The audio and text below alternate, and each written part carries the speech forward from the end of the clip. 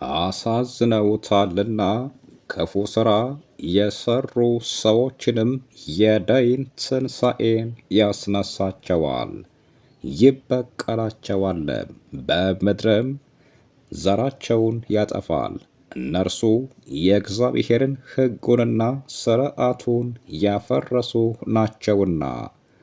ነገር ግን የእግዚአብሔርን ቃልና ሕግ መስማትን እንቢ ብትል በፍርዱም ባትኖር ፍርዱ ሁሉ እውነት ነውና ከአንተ አስቀድሞ እንደነበሩ በሚገባም እግዚአብሔርን እንዳላመለኩት በቀና ፍርዱም ጸንተው እንዳላመኑ ወንጀለኞች ከእግዚአብሔር እጅ የምታመልጥበት የለም፣ ከፊቱም የሚሰወር የለም። ነገር ግን ሁሉ በፊቱ ፈጽሞ የተገለጠ ነው። የነገሥታቱን ሥልጣን የሚይዝና የኃይለኞችን ዙፋን የሚገለብጥ እርሱ ነው። የተዋረዱትንም ከፍ ከፍ የሚያደርግ የወደቁትንም የሚያስነሳ እርሱ ነው። የታሰሩትን የሚፈታ እርሱ ነው።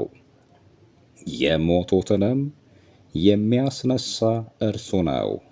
የይቅርታ ጠል ከእርሱ ዘንድ ነውና ሥጋቸው የፈረሰና የበሰበሰ እንደ ትቢያም የሆነ ሰዎችን በወደደ ጊዜ ያስነሳቸዋል።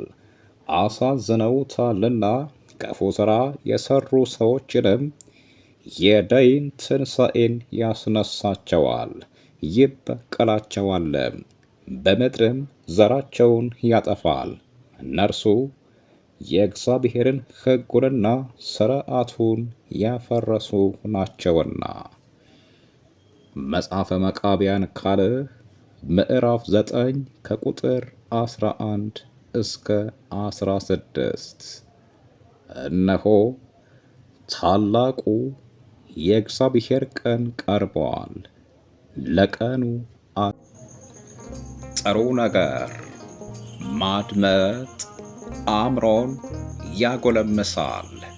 ለምሳሌ ከራዲዮን ቲዩብ። ይህ ከራዲዮን ነው።